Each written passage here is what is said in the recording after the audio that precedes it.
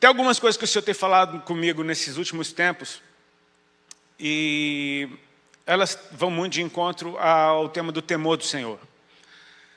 Sem o temor do Senhor, a gente se perde completamente, né? Eu lembro que, lendo a Bíblia, quando Deus chama o povo de Israel, no pé do monte, Deus fala para Moisés, manda o povo santificar, porque ao terceiro dia eu vou descer. O povo teve muito medo e falou, Moisés, fala tu com Deus, e o que você falar a gente obedece. E Moisés diz uma frase interessante para o povo, ele fala, não tenham medo, Deus fez isso para vos provar, para que o temor do Senhor esteja diante de vocês, para que vocês não pequem contra Ele. É interessante, não tenham medo, mas tenham temor. E o que eu queria falar nessa noite, a respeito do temor do Senhor, é a respeito do nome do Senhor. Eu não sei se você lembra a primeira vez que você ouviu o nome de Jesus. É talvez impossível a gente lembrar da primeira vez que simplesmente ouvimos o som desse nome. Porque o nome de Jesus, ele virou quase que uma expressão. Você assiste qualquer filme, as pessoas falam, oh, Jesus, como se fosse só uma expressão. Filmes de terror, por exemplo, as pessoas falam, oh, Jesus, mas nunca para expulsar o demônio. É sempre como uma expressão. Filme de terror, depois que você conhece o poder do nome de Jesus, ele fica até engraçado, porque você assiste a primeira cena e você fala, dá para acabar esse filme em 5 minutos. Não era tipo assim, só dava uma introdução do filme, o bicho aparecia, você pum, e acabou o filme. Mas eu lembro do dia em que eu não simplesmente ouvi o nome de Jesus, mas o dia em que o nome de Jesus entrou dentro de mim. Eu lembro da hora. Eu já tinha ouvido esse som tantas vezes, mas dessa vez a pessoa de Jesus entrou dentro de mim com o nome dele. Eu me lembro, foi uma reunião na sala da minha casa, a segunda reunião da qual eu tinha participado. O povo pregou a palavra, praticamente só leu a palavra, cantou uns louvores, e no meio da oração, uma daquelas mulheres estava orando por mim, ela disse, o Senhor Jesus está mandando eu te dizer que Ele está te curando hoje. E eu estava enfermo, eu tinha sintomas, e foi tão poderoso, porque eu senti alegria no primeiro lugar. A primeira coisa que eu experimentei, quando me foi anunciado que Jesus estava na sala da minha casa, me curando, foi um sorrisinho no canto do meu lábio, que tipo assim, mais do que temor, mais do que medo, foi alegria. Eu senti uma experiência muito forte de alegria. Era como que uma certeza de que aquilo que estava me sendo dito realmente estava acontecendo. É como se eu não precisasse de prova alguma da veracidade daquelas palavras. E naquela tarde, a dor que eu tinha desapareceu. Em 3 dias, os sintomas que eu tinha no meu corpo desapareceram. E num período de 2 a 3 meses, eu engordei 19 quilos. Eu tive a prova na minha carne de que Jesus entrou dentro de mim. E eu me lembro que foi engraçado, porque eu não conseguia mais viver direito. Sabe, eu até cantei numa música, eu bem que tentei ficar igual, cara. Mas não conseguia, eu tentei continuar com a minha maconha, eu tentei continuar cantando meus palavrão, eu juro que eu tentei, eu fiz muita força. Mas eu não consegui mais. Porque veio uma consciência de que aquele nome era de alguém vivo, que me amava, que tinha os olhos sobre mim, que me via em todo momento, que não, a minha sujeira, o meu pecado não foi um impedimento para ele chegar dentro da minha casa e para ele entrar dentro da minha vida. O nome dele foi tomando uma dimensão dentro de mim, que eu fui percebendo o quão poderoso ele é. E desde então, aquilo foi no começo do ano de 2001, eu dediquei minha vida a conhecê-lo mais, a estar mais perto dele. Tem um verso da Bíblia que está nos 10 mandamentos, que está em Êxodo 20, verso 7, diz assim, não tomarás o nome do Senhor teu Deus em vão, porque o Senhor não terá por inocente o que tomar o seu nome em vão. Sabe, deixa eu só fazer abrir uma lacuna aqui, para te falar o quanto eu amo ministrar principalmente para jovens. Eu estou vendo aqui algumas pessoas que não são mais tão jovens assim, como eu, mas de espírito, né, de coração, enfim. Aliás, tem uma parada muito louca, porque eu acho que uma coisa do reino dos céus... vocês viram aquele filme Benjamin Button? Que o cabo ia ficando, nascia velho, ia ficando novo. Eu acho que o reino dos céus é mais ou menos assim, cara. A gente vai, pelo menos em espírito, a gente vai... O alvo é esse, né? Porque Jesus falou, aquele que não for como uma criança não pode entrar no reino dos céus. Ou seja, como se ele fosse nos purificando a partir do momento que ele entra na nossa vida. A maior tipificação de uma criança é a pureza, né? Jesus disse, aquele que não for puro como uma criança não pode entrar no reino dos céus.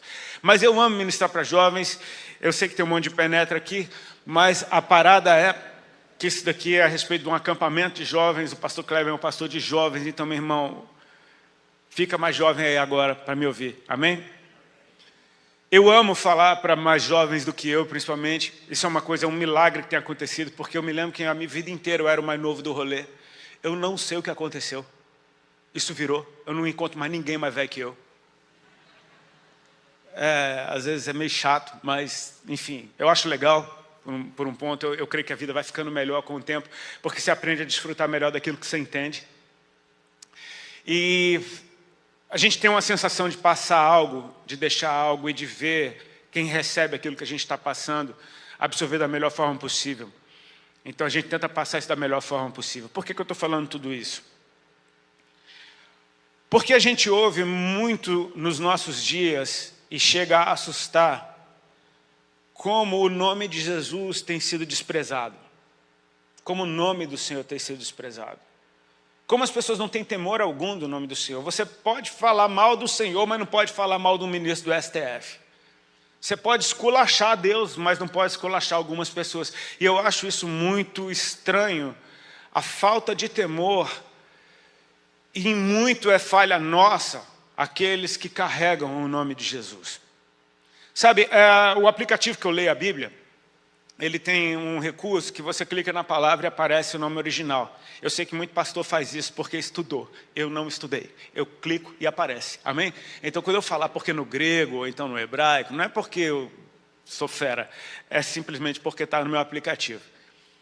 E, cara, eu falei, deixa eu clicar nessa palavra. Não tomarás o nome do Senhor em vão. Essa palavra no original, tomarás, olha como eu estou chique.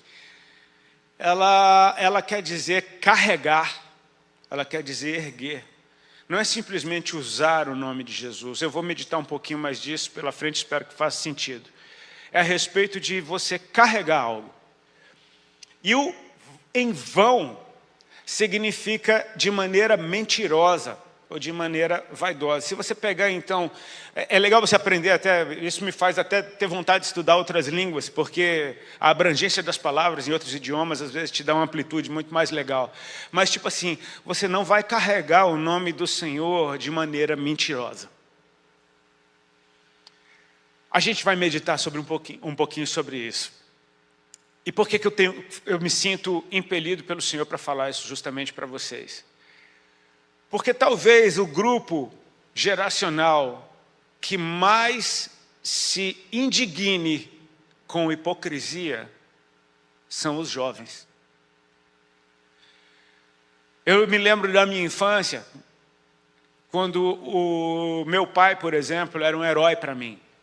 E tudo que eu queria era ser como ele. Eu me lembro de eu pequenininho, indo numa loja de sapato, pedindo para comprar um sapato igual ao do meu pai. Meu pai era médico. E estava lá, um pirralho com um sapato de médico, porque eu queria ter um sapato igual ao do meu pai. Eu agradeço ao meu pai por ter me dado o time pelo qual eu torço. Obrigado, pai. Podia ser terrível, mas graças a Deus ele me deu um time que presta. Eu me lembro de eu sentar do lado do meu pai para assistir um jogo de futebol. E até hoje eu faço isso, é uma forma de eu matar a saudade do meu pai. É simplesmente com esses hábitos. Até que na minha adolescência você começa a enxergar alguns traços de exemplo de vida que não batem com o discurso. E eu não estou dizendo que meu pai foi um mau pai, não. Eu amei meu pai até o fim da vida dele. Meu pai, ele é um exemplo para mim.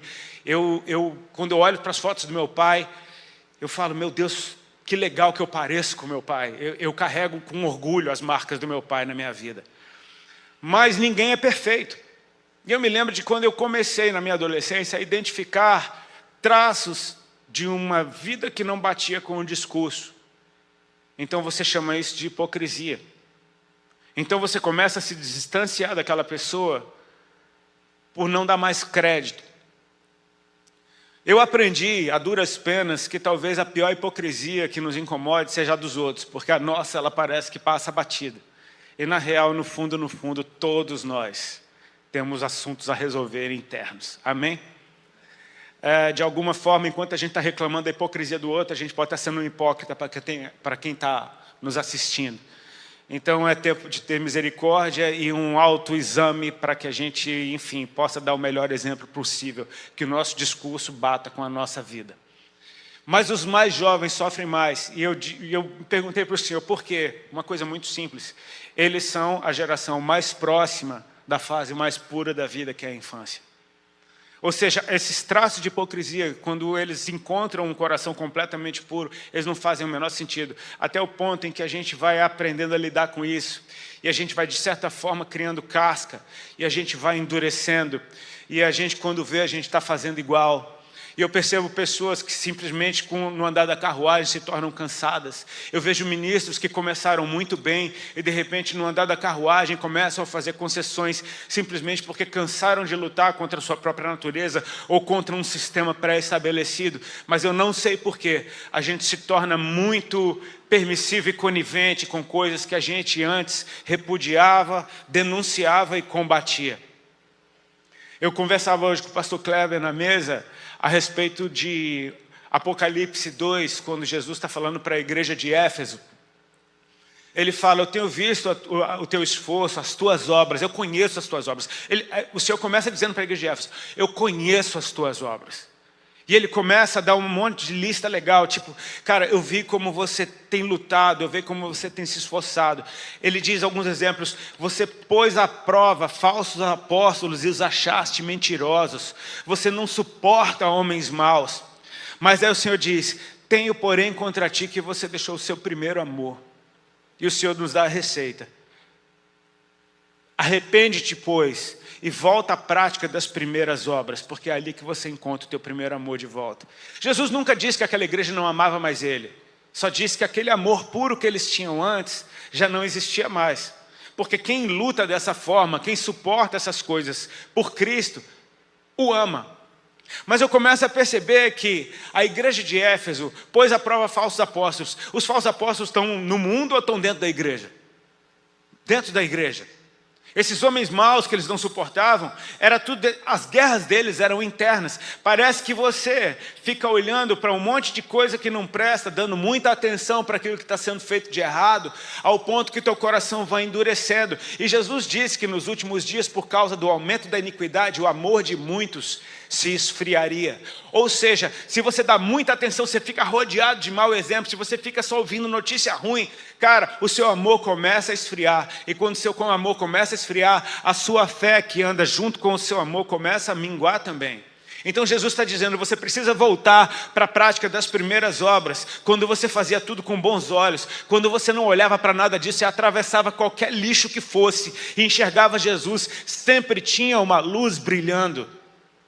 É nesse ambiente que você recupera e você reencontra o seu amor.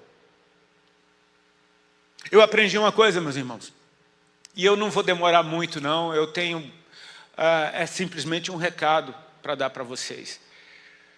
O nome de Jesus não é algo que você usa, ele não é um mantra. O nome de Jesus, ele não é uma senha. Ele não é uma validação da tua oração. O nome de Jesus é algo que você recebe. Ele nos deu o poder de sermos chamados filhos de Deus. E sabe o que é um filho, cara? É alguém que carrega o nome da família. Seja um filho natural ou um filho adotado, você carrega o nome da família. E nós somos filhos adotados de Deus, amém? Nós fomos enxertados na videira, amém? Ele nos colocou ali e Ele nos deu o seu nome. O nome dele não é algo que eu uso, é algo que eu recebi, é algo que eu carrego, é algo que está dentro de mim. como filho de Deus, você carrega o nome da família. Mas eu não sou filho de sangue. Mas o sangue de Cristo te lavou. Eu creio que o sangue de Cristo está correndo nas tuas veias. Mas e o meu coração não é o mesmo? Que haja em vós o mesmo sentimento que houve em Cristo Jesus. Amém? Mas e a minha forma de pensar, a minha cultura? Nós temos a mente de Cristo. Mas e o Espírito do Senhor? O Espírito do Senhor está sobre mim e Ele me ungiu para fazer a sua vontade. Amém? Nós carregamos o nome de Jesus. Não é algo que eu uso, é algo que eu carrego. Você vai perceber, tem um texto aqui que eu separei para ler, que está em Atos 19, verso 13 ao 20.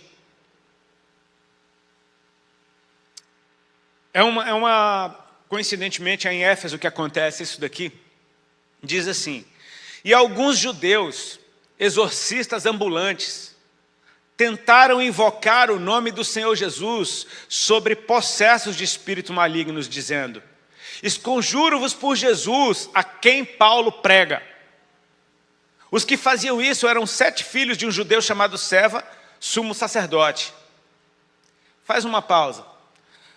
Filhos de sacerdote, cara. Amém? Tentando simplesmente usar o nome de Jesus. Eles tentaram invocar o nome do Senhor Jesus. Mas o espírito maligno lhes respondeu: cara, pensa na vergonha, velho. Eu conheço Jesus e sei quem Paulo é, mas vocês, quem são? E tomaram a surra. E o possesso do espírito maligno saltou sobre eles, subjugando-os a todos, e de tal modo prevaleceu contra eles que, desnudos e feridos, fugiram daquela casa. Chegou esse fato ao conhecimento de todos, assim judeus como gregos, habitantes de Éfeso. E veio temor sobre todos eles, cara. E o nome do Senhor Jesus era engrandecido. Cara, eu nunca vi uma surra ser tão bem aproveitada. Muitos dos que creram vieram confessando e denunciando publicamente as suas próprias obras. Também muitos dos que haviam praticado artes mágicas, reunindo seus livros, os queimaram diante de todos. Calculados seus preços, achou-se que montava 50.000 denários. Assim, a palavra do Senhor crescia e prevalecia poderosamente. Meu irmão, o Senhor é soberano, amém? Ele usa até o cão se Ele quiser. Porque eu nunca vi o cão dar uma surra no povo e o nome do Senhor Jesus ser engrandecido por causa disso. É incrível, tipo assim, eu vou chamar de terrível. Porque traz temor para a gente você perceber o respeito que demônios têm com o nome de Jesus. E como é sério você usar esse nome. Mas não é usar como uma senha, como esses caras tentaram falar, como um mantra, em nome de Jesus a quem Paulo prega. O demônio falou: peraí, vocês querem me expulsar assim? Peraí, eu conheço Jesus. Cara, eu conheço Jesus. Ele não está dizendo eu sei quem é. Isso ele falou de Paulo. Ele falou: eu conheço Jesus. E eu sei quem Paulo é. Mas vocês, quem vocês são? Com que autoridade vocês estão usando o nome do Altíssimo, do Todo-Poderoso, para tentar me expulsar desse lugar? Ou seja, fica provado que o nome de Jesus não é algo que eu uso. Ele não é uma palavrinha mágica. O engraçado é isso, o temor veio de tal forma que aqueles que praticavam artes mágicas, ou seja, aqueles que usavam simplesmente de encantamentos e de mantras e de mandingas, começaram a renunciar àquelas artes e queimar os seus livros, e a palavra do Senhor era engrandecida. Mas o louco é isso, o nome do Senhor Jesus foi engrandecido, por causa de uma situação talvez desesperadora. Eu preciso entender que quando o nome de Jesus está sobre mim, Ele entrou na minha vida, a autoridade não é o fato de eu saber alguns versículos da Bíblia. A minha autoridade não está no fato de eu ser um crente bonitinho, que vai na igreja. A minha autoridade está no fato de que Deus me fez uma nova criatura. Ele me fez um filho dele, cara. Você tem ideia do escândalo que é o que Jesus fez por nós? de pegar um monte de pecador e falar, vocês agora estão limpos e vocês carregam o meu nome, e vocês agora são filhos de Deus. E quando você entra na presença de Deus, cara, é como se ele estivesse olhando para Jesus. É o momento de dar um glória a Deus um pouquinho mais alto. Obrigado, Senhor, por isso. Obrigado por me fazer ser parte de uma família tão grande, tão linda. A cultura da nossa casa é algo que o mundo precisa conhecer, amém? Quando eu comecei a entender isso, a minha oração mudou. Porque agora eu não estava simplesmente escrevendo uma carta e dizendo no final, em nome de Jesus, que ela seja respondida. Não, eu comecei a entender que como um filho de Deus, eu tenho acesso à presença do Pai. E quando eu entro nesse lugar e começo a falar com Ele, eu estou ali em nome de Jesus. É como se Ele me desse uma procuração no nível mais raso disso. Quando eu ando por esse mundo, pregando o Evangelho, em nome de Jesus, é como se o próprio Jesus estivesse pregando o Evangelho naquele lugar. E isso é muito sério. A gente precisa ter temor. Mais uma vez eu quero dizer o quanto me encoraja a falar para gente mais jovem do que eu. Sabe por quê? Porque aqueles que são mais jovens do que eu me dão esperança. Às vezes quando você fala para gente mais velha, é aquele negócio, meu irmão, às vezes cachorro velho não aprende truque novo, sabe? Eu falo isso por mim. Quão difícil hoje em dia, conforme o tempo passa, quão mais difícil é da nossa mente deixar tradições, fortalezas, formas de pensar. Os jovens não, cara, parece que eles chegaram com uma folha em branco, me ensina aí. É como Jesus dizendo para Maria, o anjo dizendo para Maria, agraciada, o Espírito Santo vai descer sobre ti, você vai gerar um filho para o Altíssimo, e ela diz, mas como será isso se eu não conheço homem algum? Tipo assim, como será isso se eu não sei nada? É como se Deus estivesse falando, é tu mesmo, exatamente por isso, porque tu não sabe nada, eu posso escrever tudo dentro do teu coração. Teu coração está como uma folha em branco. Essa é a pureza. Essa é a transparência. É você ser dependente de Deus. Sabe, ser movido por Ele. Carregar o nome de Jesus é uma coisa muito séria. Porque aquilo que eu faço em nome dEle, o mundo vai saber que foi Ele. E que assim seja. Porque Deus não divide sua glória com ninguém, amém? Se você orar, alguém for curado, você, por favor, diga que foi Jesus que o curou. Amém? Se você orar, se você pregar a palavra e alguém aceitar Jesus, saiba que foi Jesus que o salvou. A minha esposa, toda vez que ela está dando testemunho, e foi ela que trouxe o Evangelho para dentro da nossa casa, ela fala, não fui eu que ganhei o Rodolfo para Jesus, foi Jesus que ganhou o Rodolfo para Jesus. Eu só comecei a me encher dele. E a presença dele começou a encher a nossa casa. E aí o Rodolfo foi exposto ao Evangelho. E o mesmo Jesus que um dia tocou meu coração, tocou o coração dele. Sim, é muito bom você ser o veículo. É muito lindo você ver a honra que Deus nos concedeu de continuar algo que Ele começou. E sabe o que? Não é por conta própria. É o Espírito dele sobre nós, nos movendo e nos levando aonde Ele quer que a gente esteja. Você vai conhecer gente que Jesus quer encontrar. Vão haver encontros maravilhosos e você precisa estar consciente de que Deus está nisso tudo. Eu contei para o Kleber hoje uma experiência que eu tive agora. Eu estava na Itália e eu cheguei numa cidade chamada Cagliari, que fica na Sardenha. A gente pousou naquela cidade e estamos no hotel arrumando as coisas. E aí minha esposa falou, amor, a gente sempre gosta de ver um futebolzinho quando a gente está na Europa, né? Ver um jogo bom. E aí, não que aqui não tenha, né? Mas lá tem os mais legais. Ela falou, amor, qual é o time daqui da cidade? Eu falei, é o Cagliari. Ela falou, é verdade, você tem um amigo que joga no Cagliari? Eu falei, não tem, amor. Ela falou, você tem um amigo teu jogador? Você já me falou que um amigo teu que joga no Cagliari? Eu falei, eu não tenho, amor.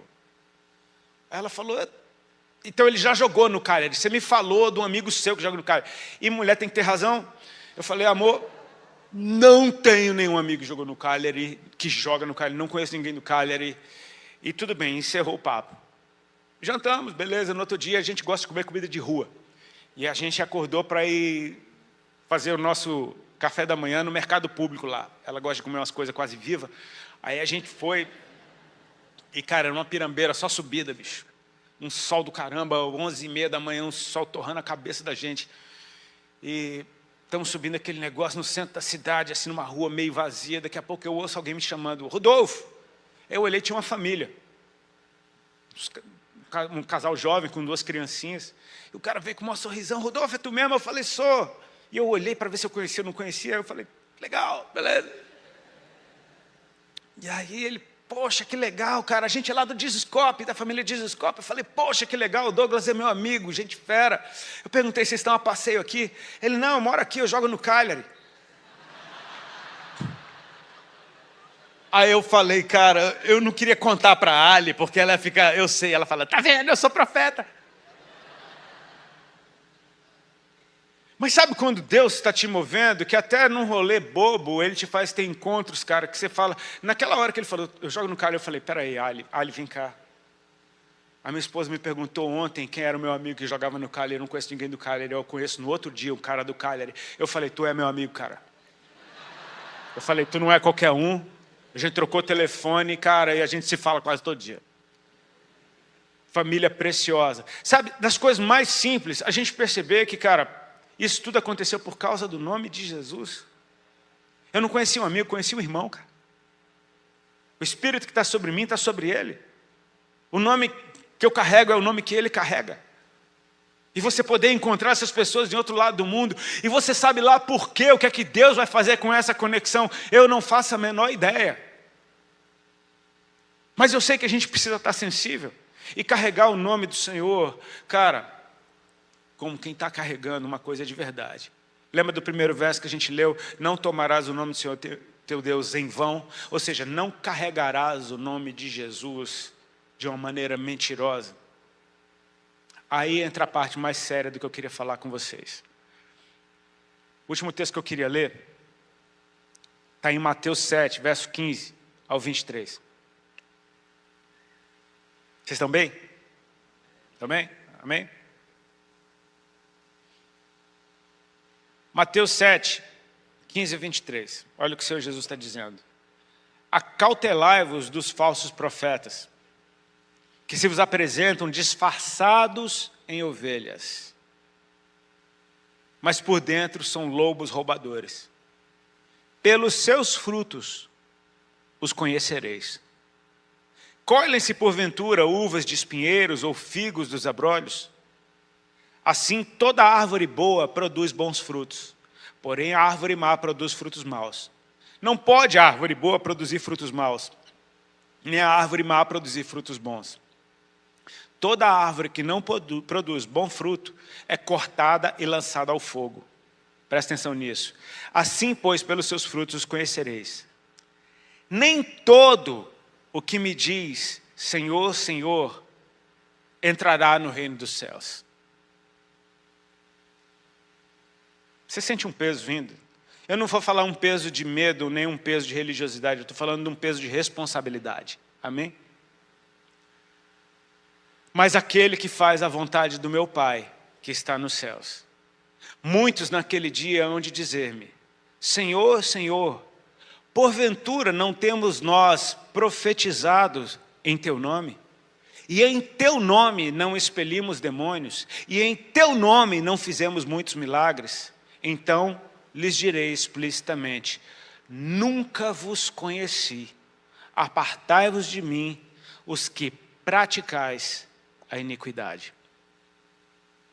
Deixa eu começar do começo. Ele diz, acautelai-vos dos falsos profetas. Acautelai-vos dos falsos. Acautelai-vos da mentira. Que se apresentam disfarçados em ovelhas, mas são lobos vorazes. Você percebe que aquele que precisa se disfarçar de alguma coisa, ele na verdade ele é uma mentira e ele está usando, está tentando te manipular, te enganar de alguma forma. A conversa vai, e o que Jesus está dividindo com a gente, trazendo esses tesouros eternos para a gente, é bem simples. Pelo fruto você conhece a árvore, porque As coisas são o que são. Quem é, quem não é, não é. Não adianta tentar se disfarçar. Não adianta tentar ser uma mentira e usar o nome dele e achar que a coisa vai dar certo. Mas entra numa zona aqui muito perigosa. E eu chamo de perigosa porque isso me dá temor. Eu vou te dizer que quando o Senhor começou a ministrar isso dentro de mim, eu comecei a reexaminar um monte de coisa da minha vida.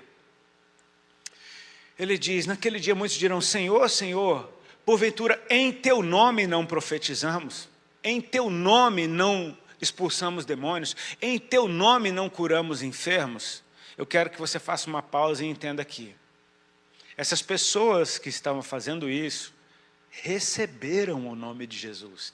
Eles não estavam usando o nome de Jesus. Eles receberam o nome de Jesus como nós recebemos, amém? Em teu nome não significa que eles falaram, demônio em nome de Jesus sai. Não, significa que quando eles chegaram num ambiente onde tinha demônios, eles carregavam o nome de Jesus. E em nome de Jesus eles expulsaram demônios. Ou seja, os demônios saíram porque Jesus os expulsou dali, amém? A profecia foi liberada porque Jesus liberou a profecia. Toda palavra que sai da boca de Deus é profecia. Eu preciso crer que quando Jesus fala, Ele não está só me dando uma ordem, ou me dando uma dica, ou me dando uma sugestão, ou tentando me convencer. Não, Ele é Deus, a palavra de Deus acontece. Se Ele fala, ide por todo mundo, cara, nem sei o que aconteceu, eu comecei a ir. Se Ele fala, o meu povo não matará, brother, eu não mato. Porque a palavra de Deus me dá forma, ela me molda, ela diz quem eu sou. Quando Deus me mostra alguma coisa a respeito do futuro, Ele está me mostrando um lugar aonde eu vou chegar. Eu preciso crer nisso. Quando essas pessoas profetizaram, era Jesus liberando a palavra dEle. Quando os enfermos são curados, não é por causa de um mantra que eu usei, não é por causa do nome poderoso que saiu da minha boca, não é por causa do nome que eu carrego. Em nome de Jesus a doença foi embora, porque Jesus estava ali e a doença saiu. Isso aconteceu no meu primeiro dia de crente. Eu fui curado, não é porque a irmã falou que em nome de Jesus, não, ela nem orou, ela só me deu um recado, ela falou, Jesus está aqui e Ele está dizendo que Ele está te curando. A oração de cura mais doida da minha vida. Tipo, é a pessoa dele, você entende isso? Que essas pessoas não simplesmente usaram o nome de Jesus, elas carregavam o nome e a presença e a pessoa de Cristo. Agora entra a parte terrível. Ele diz, apartai-vos de mim porque não vos conheço, vós que praticais a iniquidade. Essa é a hora que, desculpa a palavra, o bagulho pega para mim. Porque quando você carrega o nome de Jesus e pratica a iniquidade, é como se Jesus estivesse praticando a iniquidade que você está fazendo. E eu sei quanto isso fere. Quando você vê alguém que foi Jesus na tua vida, fazendo coisas terríveis. Eu não estou querendo jogar um peso de perfeição, porque todos nós somos humanos e a gente ainda vai errar muito, mas que haja temor para fazer a gente se arrepender. Eu erro demais, cara. Isso me aflige. Eu sou um perfeccionista que nunca fez nada perfeito na vida. Sabe aqueles desenhos animados que botam uma vara de pescar com um peixe na frente do cachorro e ele sai correndo? Sou eu. Nunca peguei esse peixe. Eu estou correndo atrás dele a vida inteira. Isso me frustra. Gente que gosta de signo diz que é porque eu sou virginiano, que eu sou chato. Não sou chato. Quase nada. Eu sou muito chato, cara. Mas isso começou a me dar temor, cara, porque assim, eu conheci um pastor nos Estados Unidos, e quando eu o conheci, eu fui ministrar na igreja dele, ele já chegou abrindo o coração para mim, ele falou, olha, vocês vão ouvir isso de alguma forma, então espero que vocês ouçam de mim. Eu cometi adultério. Eu falei, oh, que jeito legal de conhecer o pastor da igreja.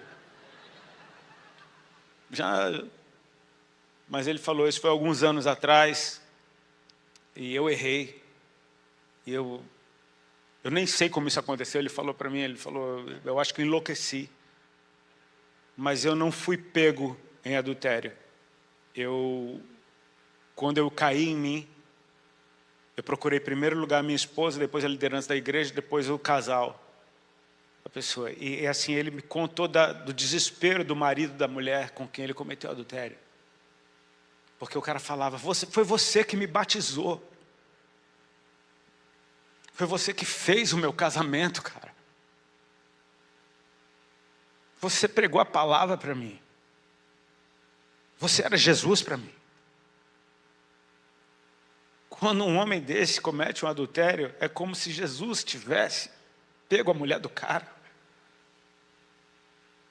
É como se Jesus tivesse roubado o dinheiro do outro. E aí o que é que eu faço com o nome dele? Quando o temor vai embora, quando eu esqueço o poder que esse nome carrega. Como é que eu estou representando Cristo diante da sociedade? Se a minha adoração está misturada com idolatria? Como é que eu represento Cristo diante das pessoas que ainda não o conhecem? Se eu misturo santidade com pecado?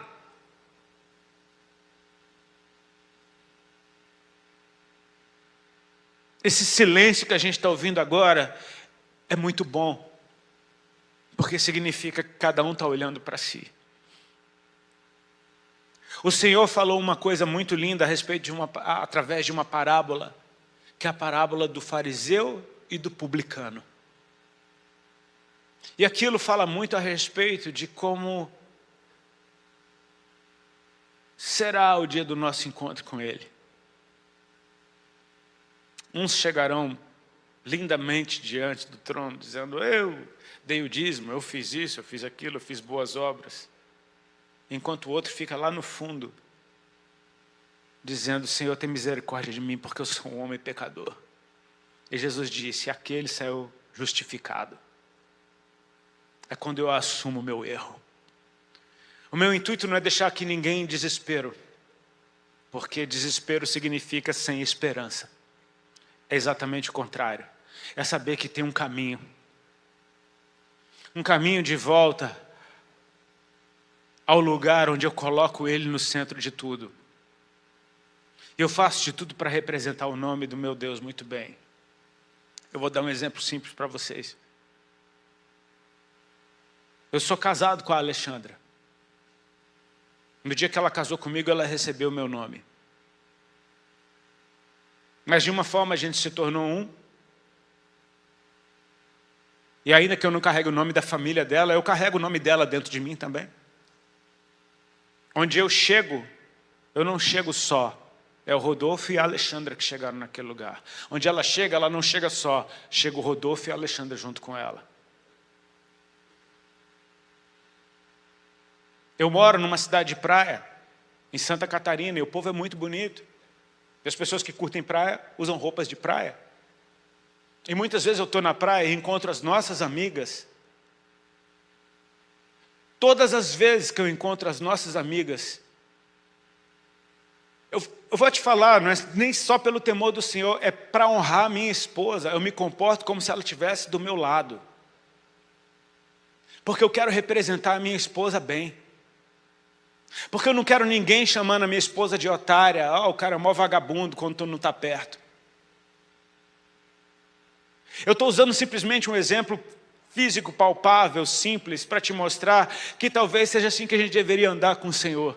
Cara, eu estou chegando no lugar na qualidade de um filho de Deus. Eu tenho que crer que eu estou carregando Jesus para dentro daquele lugar. Quando eu for fazer negócio com alguém, que essa pessoa tenha uma experiência de fazer um negócio com Jesus. E que essa experiência seja boa porque foi com Ele. Quando a gente no secreto tem a oportunidade de fazer algo, que a gente represente Jesus bem, cara. Sabe, porque lambanças feitas por homens muitas vezes sujam as vestes da igreja. E eu odeio quando pessoas dizem: a igreja é corrupta. Não, cara, a igreja é linda, velho. Vai ler Apocalipse para você ver o tanto que ela é linda. Ela está vestida de linho fino, resplandecente e puro, que são as obras justas dos santos. Toda mazela que você vê é mazela de homens que representaram a igreja mal. Não é a igreja. A igreja de Jesus é linda. O que Ele idealizou, o que Ele deixou na face da terra é o corpo dEle. E se a cabeça é santa, o corpo também deve ser. A igreja perfeita existe. Amém? O Senhor está nos chamando de volta para um lugar onde a gente vai saber separar bem as coisas. Quando Jesus disse para os discípulos no barco, acautelai-vos do fermento dos fariseus, acautelai-vos do fermento de Herodes, a hipocrisia, a politicagem, as concessões, os acordos. Eu fico imaginando o que é que Jesus faria se ele tivesse o dinheiro que a gente tem. Eu não quero entrar em paranoia não, cara. Mas eu queria deixar esse recado aqui para vocês. Eu estou dando esse recado para mim também. Porque enquanto eu falo isso, passa um filme dentro da minha cabeça de tantas áreas da minha vida, que por causa da palavra que eu preguei agora, aqui nesse momento, eu vou ter que ter um compromisso de representá-lo melhor. Não é a respeito de ser o santarrão, mas é a respeito de você carregar o nome dele com temor, cara. Dá a ele a honra que é devida. Dá a ele a glória que é devida. Sabe, que a geração que vai vir depois de vocês possa ver através de vocês que existe pureza no meio disso tudo.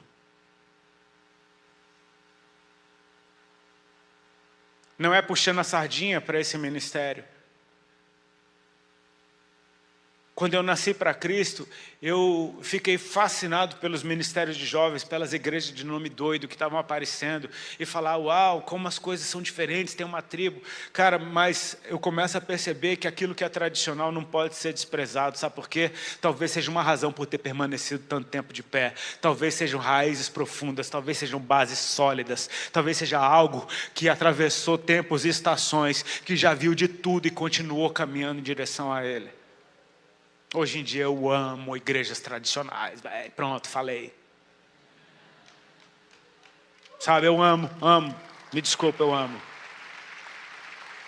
Porque me inspira. O mundo que a gente vive idolatra a juventude. Como é que é o nome que estão dando agora? Porque tem tanto nome, tem gordofobia, homofobia, tem rodofobia, tem um monte de fobia. O nome que dão para quem a gente tem fobia de velho, como é que é o nome do negócio? Alguém fala alto, pelo amor de Deus, eu li isso. Etarismo, mesmo. Brother, eu botei uma foto minha no meu Instagram, o cara falou, tu tá velho. Eu falei, bicho, e se eu tivesse todo embotocado, tu ia dizer o que de mim, cara? Deixa eu ficar velho de boa, meu irmão, que nem aqueles atores velhos, tipo o Mel Gibson não, aquele outro que é mais velho ainda. Tem uns muito velhos. Mas sabe o que? A gente tende a olhar para os anciãos como se ele fosse o passado. Tu acha que tu é o Benjamin Button mesmo? Não, tu está ficando mais velho, bro. Os mais velhos são o futuro. É o teu futuro. Meus olhos, eles estão nesses caras de cabelo branco que viram muito mais do que eu já vi. Já erraram muito mais do que eu errei. Simplesmente por hora de voo, simplesmente por tempo de estrada. E permaneceram. Pá, essa é a chave que eu quero. Me dá essa chave, cara. Não é nem pela mazela que eu vejo no outro, é a mazela que eu vejo em mim. Porque a minha é que pega para mim. É aquela coisa que eu faço, que às vezes eu falo, meu irmão, eu nunca mais vou entrar na presença de Deus porque eu não sou digno. E Jesus está falando, deixa de ser besta, cara, eu te lavo todinho de novo. Mas se arrepende. Muda tua mente. E quando você vê, não é só mais um desejo de ser puro. É uma pureza que começou a entrar de novo. E você fala, cara, eu estou mudando de novo. Eu estou nascendo de novo. Cara, essas experiências é como se fosse um batismo de novo, sabe? É como se você tivesse atravessado o Mar Vermelho. E eu acho interessantíssima essa analogia, né, de atravessar o Mar Vermelho, né? Um batismo no sangue.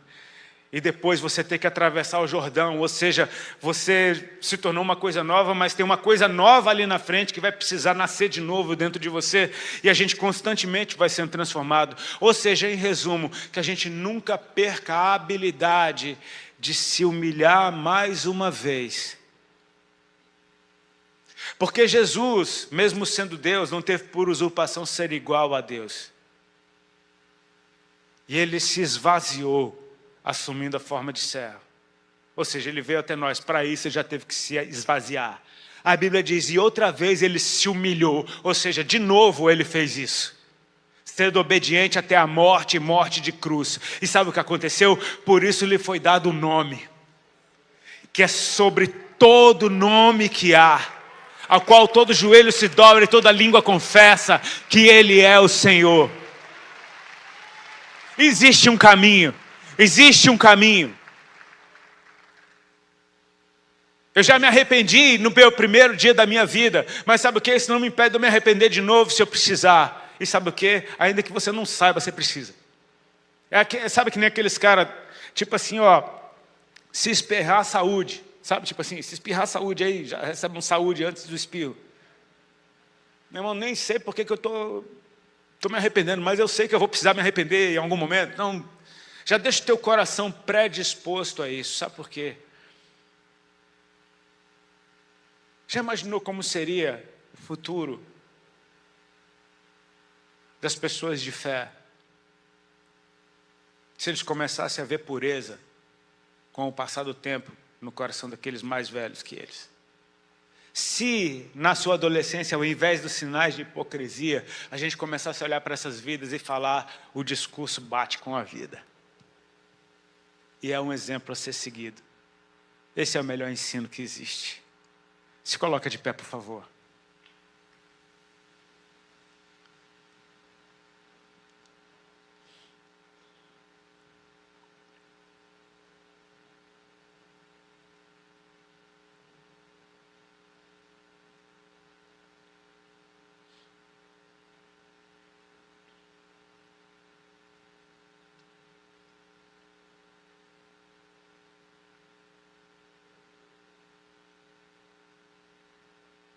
Quando o Senhor fala do fim dos tempos, Ele diz, muitos vão de se odiar, de trair uns aos outros, vocês serão expulsos das sinagogas, serão mortos.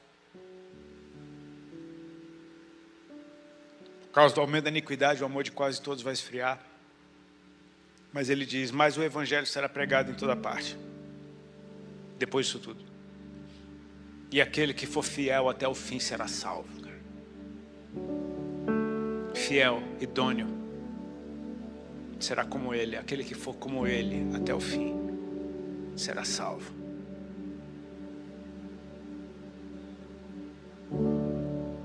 Curva a tua cabeça e fecha os teus olhos. Eu peço a Deus que Ele libere saúde do céu sobre cada um de nós.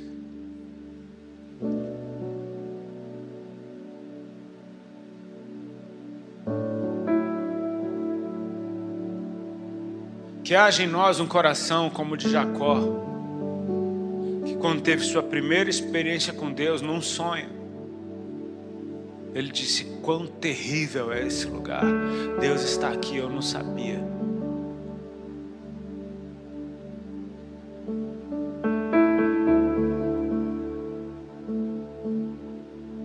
Que haja em nós um coração disposto a reconhecer a grandeza do Eterno.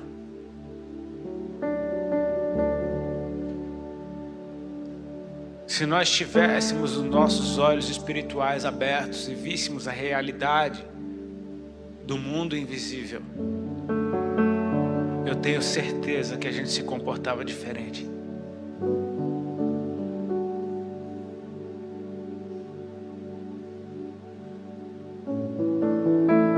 Pai,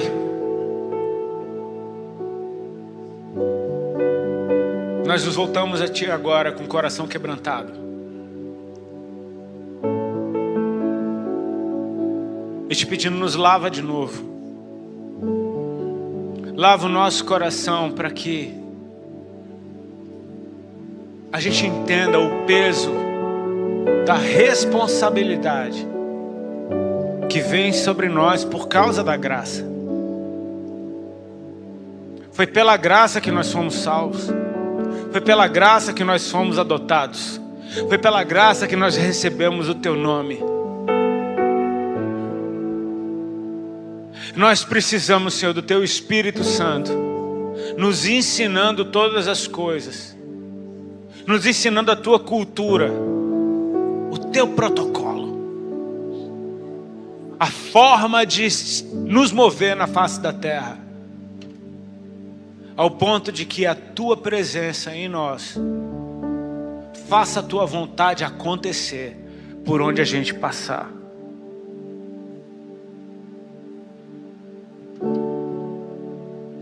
Nós te pedimos perdão, Senhor, por todas as vezes em que, por falta de temor,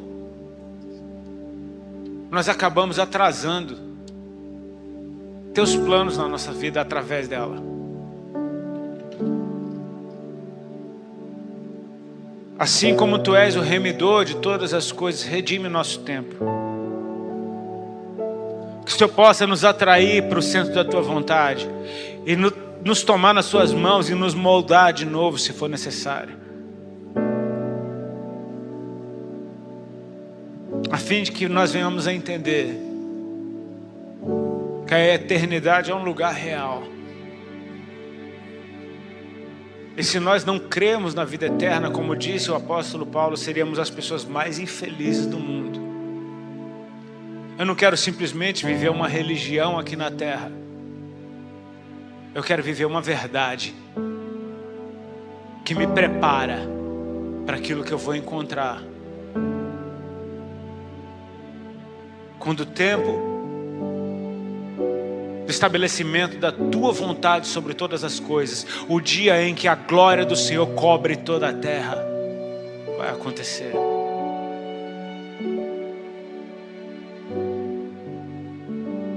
O Senhor Jesus prometeu: eu estou convosco todos os dias.